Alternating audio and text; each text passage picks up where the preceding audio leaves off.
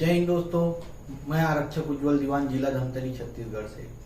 आज मैं पुलिस विभाग के आरक्षक कर्मचारियों एवं तृतीय श्रेणी कर्मचारियों को किस प्रकार से अधिकारियों द्वारा प्रताड़ित किया जाता है उस बात को आप लोगों के बीच में रखने के लिए आया हूं।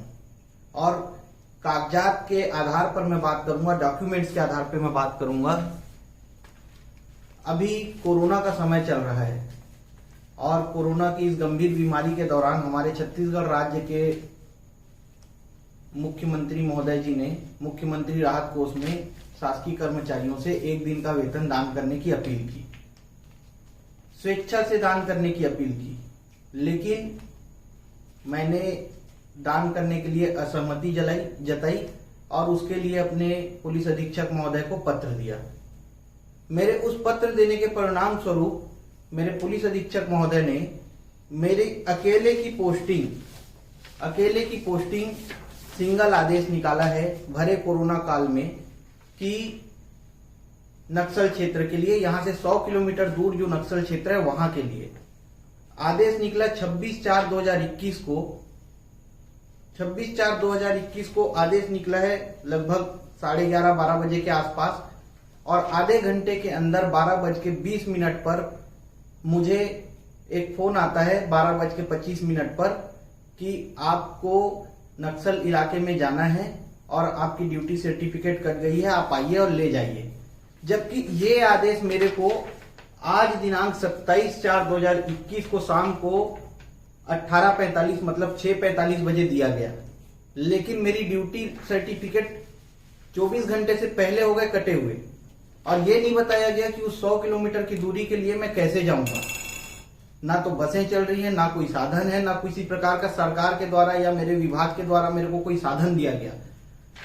गृह मंत्री के आदेश से छुट्टियां निरस्त कर दी गई। मैंने अपने इलाज के लिए छुट्टी लिया है, ये पुलिस अधीक्षक महोदय ने ही दिया है मेरे को छुट्टी अपने इलाज के लिए, और ये छुट्टी मिली 8 तारीख से। लेकिन मैं अभी तक छुट्टी नहीं गया हूं। क्यों? क्योंकि अभी राज्य में ड्यूटी सख्त चल रही है, परिस्थितियां विपरीत है, और इन्होंने मेरा सिंगल आदेश कर दिया सिर्फ इसलिए क्योंकि मैंने अपना वेतन नहीं कटवाने के लिए आवेदन पत्र दिया है। इस प्रकार हमेशा। और फिर मैं कल पुलिस अधीक्षक महोदय के पास गया कि सर मेरी बात सुन लें। तो मेरे पहुंचने से पहले सर ऑफिस से चले गए थे। तो मैं अपना जो पत्र लेकर गया था उस पत्र को देने के लिए ऑफिस में 2-2.5 घंटे इंतजार किया, लेकिन वहां पर सख्त मना कर दिया गया है कि पत्र नहीं लेना है। मेरे द्वारा पत्र दिया जा रहा है लेकिन वहां लिया नहीं जा रहा ऑफिस में। कल मैं इतना परेशान हुआ, मैं आज पुनः गया। आज भी 3-4 घंटे मैं ऑफिस में बैठा रहा, मेरा पत्र फिर नहीं लिया गया। मुझे दूसरे कार्यालय भेजा गया, वहां लेंगे। वहां जिस कार्यालय में भेजा गया उस कार्यालय द्वारा बताया गया कि आप तो यहाँ की स्टाफ नहीं है, आपका पत्र नहीं लिया जाएगा। सारा दिन मैं परेशान हुआ। उसके बाद मैं अपना इस्तीफा लिख दिया तंग आकर। मजबूरी में मैंने इस्तीफा लिखा। अब मेरा इस्तीफा भी मेरे अधिकारी नहीं ले रहे हैं, मेरे ऑफिस वाले नहीं ले रहे हैं। अभी मैं जिस जगह पे मेरी पहले तैनाती थी वहां से मेरे को ड्यूटी सर्टिफिकेट देकर रवाना कर दिया गया है, और जहां मुझे जाना है वहां जाने के लिए साधन नहीं है। वर्तमान में तो मैं सिर्फ पुलिस अधीक्षक कार्यालय के और पुलिस अधीक्षक महोदय के अधीन रह गया हूं, लेकिन मेरी बात वही नहीं सुन रहे हैं। जिला के मुखिया होने के नाते अगर वो मेरी बात नहीं सुनेंगे तो मेरी बात कौन सुनेगा? इस प्रकार से हम कर्मचारियों को लगातार प्रताड़ित किया जाता है। अगर हम अपने हक की बात करते हैं, हम अपने अधिकार की बात करते हैं, तो लगातार अधिकारीगण प्रताड़ित करना चालू कर देते हैं। और इन्हीं प्रताड़नाओं से तंग आकर हमारे कई जवान आत्महत्या कर चुके हैं और कई ऐसी परिस्थितियों से गुजर चुके हैं। मैं तो थोड़ा हार्ड था तो मैं नहीं किया, लेकिन तंग करने का जो इनका तरीका है ये सदियों से चला आ रहा है। 1861 के पुलिस रेगुलेशन का ये हमेशा दुहाई दे देकर हम जैसे कर्मचारियों को परेशान करते हैं। कोई बोलता है, कोई नहीं बोल पाता, जो बोलता है उसको अलग से प्रताड़ित किया जाता है। मेरा मेच का पोस्टिंग हुआ है सर, मैं जाने के लिए तैयार हूं, लेकिन अभी वर्तमान स्थिति ही नहीं है वैसी। और पूर्व में मैं उस जगह तैनाती काट के आया हूं, जो नहीं गए उनको भी भेज सकते थे आप। और ऐसा कौन सा मैं काम कर दिया जिससे मेरे को अकेला भेजना पड़ रहा है? और जिन लोगों का 6 महीना 8 महीना पहले आपने पोस्टिंग किया है उनको अभी तक आप रवानगी नहीं दिए हैं, और 5 मिनट 10 मिनट के अंदर आप मेरे को आदेश जारी करके रवानगी डलवा देते हैं मेरी जानकारी के बगैर। मैं पुलिस अधीक्षक महोदय को पत्र देता हूं तो मेरे से स्पष्टीकरण मांगा जाता है कि आप अपना स्पष्टीकरण दें। ये कि आप डायरेक्ट मुझे पत्र कैसे दिए? सर आप मेरे मुखिया हैं, आपको पत्र नहीं दूंगा तो किसको पत्र दूंगा? मैं अपनी परेशानी आपको नहीं बताऊंगा तो किसको बताऊंगा? इस प्रकार से प्रताड़ित करते हैं आप हमको। हम आज अपने हक की बात कर रहे हैं, अपने अधिकारों की बात कर रहे हैं। मैं आपसे आरटीआई से जानकारी मांग रहा हूं तो आपको तकलीफ होने लग जा रही है। जब आप लोग शोषण करते हैं हमारा तब तो हम नहीं बोले, जब हम सरकारी ड्यूटी अपने पैसों से करते हैं तब तो हम नहीं बोलते, तब तो आपको बड़ा अच्छा लगता है। जबकि शासकीय गाड़ियां आपके बच्चों को घुमा रही है, आपके घर वालों को घुमा रही है। अपने बंगलों में आप लोग 30-30, 40-40 पद के अनुसार 15-20 जवानों को रखा हुआ है। 20-25 हजार की सैलरी, 30 हजार की सैलरी वाले जवान, आपकी खुद की सैलरी। सर शर्म आनी चाहिए आप लोगों को, आपकी खुद की सैलरी होती है 1-1.5 लाख रुपए की। आप काम करने वाले कामगार नहीं रख सकते? जवानों का शोषण करते हैं, अपने घर में उनसे झाड़ू पोछा बर्तन करवाते हैं, तब आपको शर्म नहीं आती है? इतने बड़े बड़े पद के अधिकारी हैं आप लोग।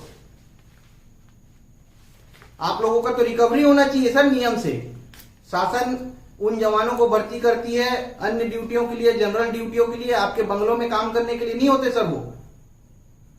तब आपका नियम कायदा कानून कहां चला जाता है? जबकि साफ शब्दों में मैंने यहाँ पे सूचना के अधिकार से लिया हुआ है सर, दिखाता हूं मैं। सूचना के अधिकार से शासकीय गाड़ियों का उपयोग सिर्फ शासकीय कार्यों से होगा। ये PHQ से मेरे को शासकीय कार्यों के लिए ही उपयोग होगा। शासकीय गाड़ियों का उपयोग मिला है मेरे को, यहाँ पे साफ शब्दों में लिखा हुआ है। लेकिन आप लोग शासकीय गाड़ियों का उपयोग अपने घर वालों के लिए भी करवाते हैं, लेकिन हम जवानों को ड्यूटी के लिए गाड़ी देने की बारी आती है तब आप लोग पीछे हट जाते हैं। आज तक कितने जवानों को आप लोगों ने सम्मन वाली तामील करने के लिए और नोटिस तामील करने के लिए पेट्रोल डीजल दिया है बताइए? आज पूछ रहा हूं सर, रिजाइन दे दिया हूं मैं विभाग से, नहीं डरता अब किसी से। और विभाग से जाने के बाद भी मैं अब अपने कर्मचारी भाइयों के लिए आखिरी तक लड़ूंगा, चाहे कोई भी परिस्थिति आए। इस प्रकार का प्रताड़ना नहीं है। यहां पर लिखा है साफ शब्दों में, गाड़ी की व्यवस्था होती है और गाड़ियों का उपयोग सिर्फ शासकीय कर्मचारियों के उपयोग के लिए होता है, शासकीय ड्यूटी के लिए। जवानों को यहाँ पर किसको कितनी पद जवानों की पात्रता इसमें साफ शब्दों पे लिख के दिया गया है PHQ से कि जवानों को उनसे ऐसा कोई कार्य नहीं लिया जा सकता। लिखा है इसमें, ऐसा कोई कार्य नहीं लिया जा सकता जिससे उसकी प्रतिष्ठा को नीचे होने की संभावना हो। और आप उनसे झाड़ू पोछा बर्तन करवाते हैं। आज मैं प्रत्यक्ष इन चीजों को देखा हूं और किया हूं, मैं ये ड्यूटियां किया हुआ हूं, तो मुझे किसी की सफाई की भी जरूरत नहीं है। और आज अपने 2-3 साथियों से भी बात किया जिन्होंने ये सब ड्यूटियां की हैं। और आप लोग अपने घरों में कुत्ता चरवा रहे हैं, उनसे खेती करवा रहे हैं, कोई घास उखड़वा रहा है, कोई कुछ करवा रहा है। माली भर्ती कीजिए, मालियों को लाइए अपने घरों में रखिए ना सर। ये सब काम कराने आपके घर के डस्टिंग करने के लिए क्या जवान आपके घरों में बर्तन धोने के लिए हैं? शर्म आनी चाहिए सर। आप लोग इतने बड़े पदों में बैठे हुए हैं और कर्मचारियों का शोषण करते हैं। अपनी बात रखने के लिए हमको मौका नहीं दिया जाता है। आज मैं 2 दिन से घूम रहा हूं, कल भी घूमूंगा, लगातार 3, 4, 5 दिन तक घूमूंगा, लेकिन मेरी कोई सुनवाई नहीं होगी। जब मेरी बातों को आप सुनेंगे नहीं तो फिर आप लोग उस पदों में बैठ के काहे के लिए अपना तमाशा करवाने के लिए बैठे हैं? सोशल मीडिया का युग है, पहले दबा लिया आप लोगों ने जितना दबाना था। अभिव्यक्ति की आजादी है, मैं अपने अधिकार और अपनी चीजों के लिए बोल सकता हूं, लिख सकता हूं, और अब मैं ये करूंगा और हमेशा करूंगा। और आप लोग जितने नियम कायदे कानून तोड़े हैं, आप लोग जो महीने में 15, 20, 10 जवानों को रखते हैं जिनका 2 लाख, 2.5 लाख, 3 लाख रुपए की सैलरी बनती है, अब आप लोग दीजिए शासन को। आप लोग की तो रिकवरी होनी चाहिए, अच्छे से होनी चाहिए और पूरी तरीके से होनी चाहिए। तब आप लोगों को समझ में आएगा कि जवानों का शोषण कैसे होता है और क्या होता है। अपने बंगलों में जब जवानों को रखते हैं उसका अधिकार नहीं है आपको, यहाँ पे लिखित में दिया गया है मेरे को, तब भी तो आप रख रहे हैं ना। नियम कायदे सिर्फ जवानों के लिए होते हैं, नीचे स्तर के। हम अपनी बात नहीं रखेंगे क्या सर? सिर्फ हमारा शोषण करने के लिए आप लोग आए हुए हैं। 1861 का पुलिस रेगुलेशन को लेके समय के अनुसार संशोधन किया होता तो ये दिन नहीं देखना पड़ता। नहीं हो रहा है तो हमारा लगातार शोषण हो रहा है। बेचारे कई जवान आत्महत्या कर लिए आप लोगों को शोषण से परेशान होकर। कई जवान बेचारे घुट घुट कर जिंदगी जी रहे हैं जो कुछ नहीं बोल पा रहे हैं। लेकिन मैं अपने आप को नीचा गिराकर अपना जमीन बेच के नौकरी नहीं कर सकता। शासन की नौकरी अपने दम पर लगा था, पुलिस विभाग मेरा पैशन था, मैं ड्यूटी करना चाहता था, लेकिन मुझे आप लोगों ने ना ड्यूटी करने दिया ठीक से, ना इतना परेशान किया कि अब परेशान होने के बाद, इतना डिस्टर्ब होने के बाद आज मेरे को सिर्फ पत्र देने के नाम से इस्तीफा देना पड़ रहा है, क्योंकि मैं पत्र दे रहा हूं तो उसको पत्र को एक्सेप्ट करके कोई मेरी पावती नहीं दे रहा है। सर मैं पत्र दिया हूं करके कैसे माना जाएगा अगर पावती नहीं देंगे तो? और मेरी बातों को आप सुनने के लिए तैयार नहीं है।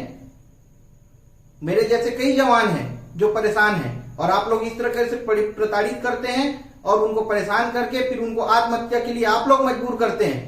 90% मामलों में ऐसा देखा जाता है कि जवान आत्महत्या कर लेता है और आप लोग बोल देते हैं कि पारिवारिक कारण। सच्चाई से जांच की जाए ना सर, तब पता चलेगा कि क्या कारण था, मुख्यतः क्या कारण है। और ये मैं इसका प्रत्यक्ष उदाहरण हूं कि जवान क्यों आत्महत्या करते हैं, कितना डिप्रेशन में जाता है जवान। और आप लोगों को शर्म नहीं आती है, अपने घरों में 15-20 जवानों को रखे रहेंगे।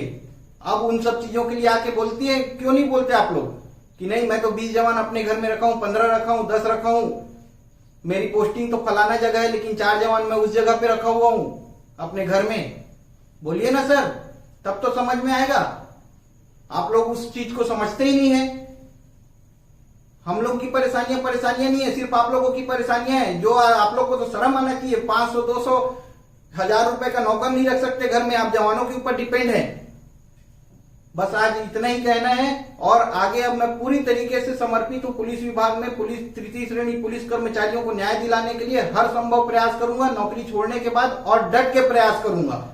अब तक तो मैं विभाग में था, नियमों कानूनों में बंधा हुआ था, अब लेकिन मैं इन सब चीजों के लिए खुलकर विरोध करूंगा। गलत का विरोध पूरा खुलकर करूंगा। और शासन, ये प्रशासन नियम को नहीं रोक सकते। आप दबाने की भी कोशिश करेंगे तो भारत का संविधान है, भारत का कानून है, मैं उसका सहारा लूंगा। आप मेरा आज पत्राचार लेने से मना कर रहे हैं, कल मैं सिविल आदमी बनकर पत्र दूंगा, तब मैं देखता हूं आप मेरा पत्र लेने से कैसे मना करते हैं। अब तो मुझे पत्र देना ही है, हर तरीके से पत्र दूंगा और हर उस गलत चीज के लिए पत्र दूंगा जो चीज मुझे गलत लगेगी। अपने अधिकारों का दुरुपयोग करने हेतु अब आप लोग सतर्क हो जाएं, क्योंकि अब आप लोगों की तानाशाही नहीं चलेगी। मीडिया, सोशल मीडिया का युग है और लोकतांत्रिक देश भारत में पैदा हुआ हूं मैं, मुझे भी अपने अधिकारों के लिए लड़ने की आजादी है। पहले आप लोगों को जितना शोषण करना था आप लोगों ने कर लिया, अब करके देखिए। जय हिंद, जय भारत, जय छत्तीसगढ़।